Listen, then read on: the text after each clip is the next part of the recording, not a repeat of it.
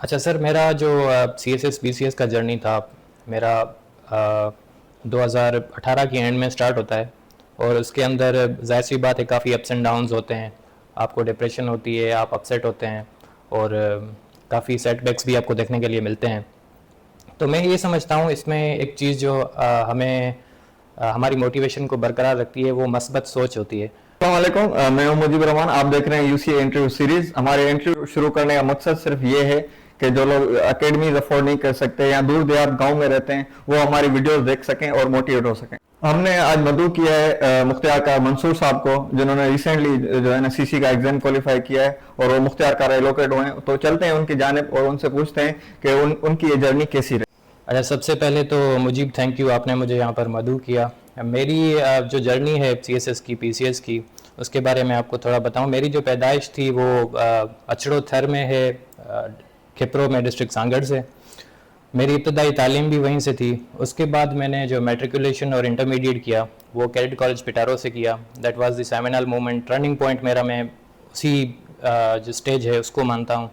उसके बाद मेरा चूँकि प्री इंजीनियरिंग का बैकग्राउंड था, मैंने सिविल इंजीनियरिंग की मेहरान यूनिवर्सिटी से। उसके बाद फ़ौरन में C S S P C S की तैयारी के लिए मैं लाहौर चला गया था। लाहौर में मैंने 2-3 साल लगाए। उसके बाद मैंने सी सी 2021 का अटैम्प्ट दिया, उसमें अल्हम्दुलिल्लाह मैं मुख्तियार कार एलोकेट हुआ हूँ। सर, जैसे कि आपने सीसी के फर्स्ट अटेम्प्ट में पेपर क्वालिफाई किया, ये बताएं जो स्टूडेंट जीरो से सीएसएस की या कमीशन की तैयारी शुरू करना चाहते हैं वो किस तरह करें? अच्छा, बहुत अच्छा सवाल है आपका मुजीब। ये चीज़ जो है वो हमें भी काफ़ी बॉदर करती थी जब हम सी एस एस की, पी सी एस की तैयारी स्टार्ट कर रहे थे। इसका ये है कि आप जो है, क्योंकि ये मुकाबले का इम्तिहान है और लिखत का इम्तिहान है, तो आपकी लिखने के लिए आपकी रीडिंग अच्छी होनी चाहिए, ठीक है। तो उसके लिए आप जो है, अगर शुरू कर रहे हैं अभी, तो आप बोरिंग किताब पढ़ने के बजाय नॉवेल्स की तरफ जाएं, जो इजी नॉवेल्स हों। दी अल्केमिस्ट है, ठीक है, काइट रनर है खालिद हुसैनी साहब का। इसके अलावा और भी बहुत सारे इस तरह के नॉवेल्स हैं, वो नॉवेल्स पढ़ना स्टार्ट करें, ठीक है। वो नॉवेल्स जिस तरह से आप पढ़ेंगे तो आपका आहिस्ता आहिस्ता रीडिंग में इंटरेस्ट शुरू होगा, बजाय इसके कि आप मुश्किल किताबें पढ़ें, ताकि आप, उससे क्या होता है कि आपका दिल ही खटा हो जाता है पढ़ने से। तो इस तरह से स्टार्ट करें। उसके साथ साथ आप, मेरी ये थी कि हम कॉलेज में जब थे तो हमें इंग्लिश में मूवीज़ दिखाते थे, तो हमारी काफ़ी ज़्यादा जो इंग्लिश है वो यहाँ से इम्प्रूव हुई है। ऐसा ही होता है कि आप देखते हैं ना, घर में जो बच्चा पैदा होता है वो पढ़ के या लिख के जो है वो ज़ुबान नहीं सीखता, वो अपने माँ बाप को बोलते हुए देखता है, उसके बाद वो आहिस्ता आहिस्ता बोलना सीखता है, लिखना उसके लिए फिर आसान हो जाता है। तो ये इसी तरह से है कि आप मूवीज़ देखें, डॉक्यूमेंट्रीज़ देखें इंग्लिश में, इस तरह आहिस्ता आहिस्ता आपकी इंग्लिश की जो बेसिक्स हैं वो इम्प्रूव हो जाएंगी।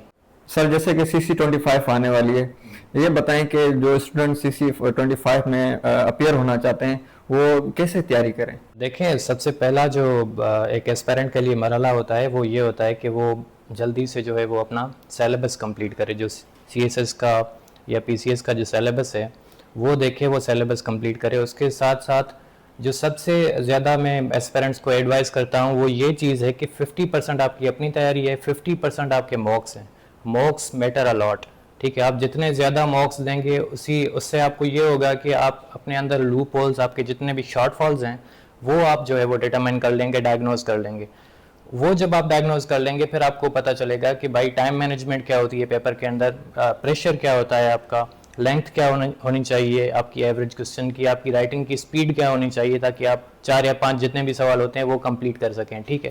तो मैं समझता हूँ सिलेबस सबसे पहले कंप्लीट करें, उसके बाद आप जितने मॉक्स दे सकते हैं वो दें, और असेसमेंट लाजमी है। Assessment is the key. आप कोई भी आपके घर के अंदर आपका कोई है जिसे आप चेक करवा सकते हैं, या आपका कोई मेंटोर है उससे चेक करा सकते हैं, या आप किसी एकेडमी पर पढ़ते हैं तो कोशिश करें टीचर्स के पास जाएं, उनसे असेसमेंट कराएं, क्योंकि असेसमेंट इज़ द की।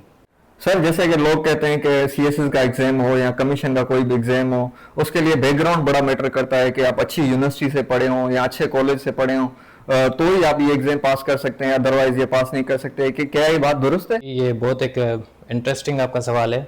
मुझे इस तरह से होता है कि देखें, ये एक रियलिटी तो है, लेकिन इसको हम एब्सोल्यूट रियलिटी नहीं कह सकते, ठीक है। जो अच्छे कॉलेजेस से पढ़ते हैं बच्चे, अच्छे स्कूल से, यूनिवर्सिटीज से पढ़ते हैं, उनको सी एस एस के इम्तिहान, सी एस एस के जर्नी में, पी सी एस के जर्नी में एक फ़ायदा या एज ज़रूर होती है, कॉम्पिटिटिव एज होती है। लेकिन इसका मतलब ये नहीं कि जो गवर्नमेंट स्कूल से हैं या जिनका बैकग्राउंड अच्छा नहीं है वो इसको प्लग इन नहीं कर सकते इस फासले को, तो वो भी मेहनत करके अपने आप को जो है वो कंटिन्यूसली देखें कि हमारे अंदर क्या क्या गलतियां हैं, क्या क्या खामियां हैं, हम कहाँ पर इम्प्रूव कर सकते हैं, कौन से हमारे ग्रे एरियाज़ हैं जिनके ऊपर हम इम्प्रूव कर सकते हैं।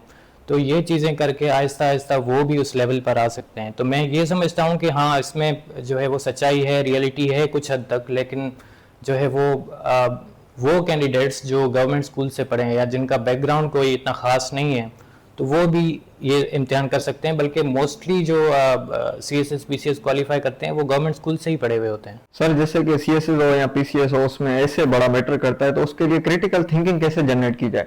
देखें, क्रिटिकल थिंकिंग अपनी इम्प्रूव करने के लिए और एनालिटिकल स्किल्स बिल्ड करने के लिए मैं समझता हूँ कि रीडिंग इज़ द की, क्योंकि रीडिंग इज़ थिंकिंग। जब आप रीड कर रहे होते हैं कोई भी चीज़, तो आप उसके साथ साथ सोच भी रहे होते हैं, अपनी क्रिटिकल फैकल्टी को इम्प्रूव कर रहे होते हैं। ठीक है, उसके लिए मैं एस्पेरेंट्स को ये सजेस्ट करता हूँ कि जितनी रीडिंग अपनी डाइवर्स रख सकते हैं उतनी रखें। मुख्तलिफ़ किताबें पढ़ें, जितने भी अच्छे ऑथर्स हैं, युवाल नोह हरारी हैं, उनकी किताबें हैं 21 lessons for 21st century, sapiens है। उसके अलावा नोम चॉम्स्की की किताबें हैं, मैन्युफैक्चरिंग कंसेंट उनकी बहुत अच्छी किताब है। ठीक है, नील पोस्टमैन की किताब है अम्यूजिंग आवरसेल्व्स टू डेथ।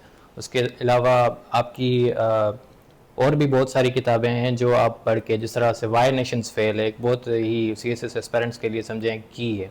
और पाकिस्तानी ऑथर्स में मलिया लोधी की किताब Pakistan beyond the crisis state, Pakistan hard country Anatol Lieven की किताब है। ये बहुत सारी बहुत ही अच्छी किताबें हैं जो पढ़ के आप अपनी एनालिटिकल स्किल्स जो हैं, अपने आइडियाज़ जो हैं वो अच्छे बिल्डअप कर सकते हैं। सर जैसे ये जर्नी बहुत मुश्किल होती है, इस सारे सफर में आपने मोटिवेशन को कैसे बरकरार रखा? और दूसरा मेरा सवाल ये है कि आपको मतलब किस चीज़ ने मोटिवेट किया कि जो है ना PCS का एग्जाम दिया जाए या कमीशन का एग्जाम दिया जाए? अच्छा सर, मेरा जो CSS PCS का जर्नी था, मेरा 2018 की एंड में स्टार्ट होता है।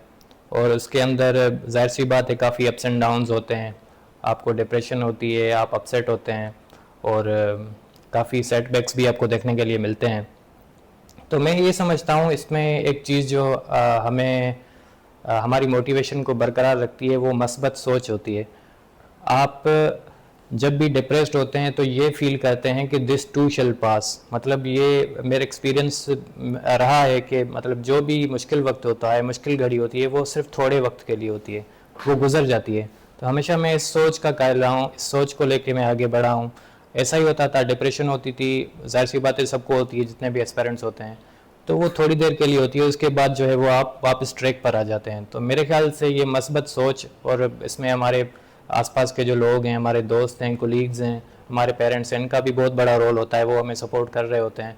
तो मेरे ख्याल से ये सारे फैक्टर्स मिला के हमारी मोटिवेशन को बरकरार रखते हैं। अच्छा मुजीब, आपका जो दूसरा सवाल था वो ये कि क्या मोटिवेशन थी कि आपने मतलब CSS की या PCS की, इसके पीछे राज क्या था? तो ऑन अ लाइटर नोट, वो फैज़ अहमद फैज़ साहब कहते हैं ना कि तुझसे भी दिल फरेब हैं गम रोज़गार के। तो यही था, नौकरी नहीं थी, नौकरी के लिए ट्राई करना था, बेरोज़गार बैठे थे। तो मैंने कहा नौकरी के लिए ट्राई कर ही रहे हैं तो why not go for the best. तो मैंने CSS और PCS की तैयारी स्टार्ट की, यही था। Sir thank you so much, आपने अपना कीमती वक्त निकाला, आपका बहुत बहुत शुक्रिया। थैंक यू मुजीब, आपका भी शुक्रिया, आपने अपना कीमती वक्त निकाला और हमें मौका दिया कि हम अपना एक्सपीरियंस, अपना जर्नी एस्पेरेंट्स तक शेयर करें। Thank you.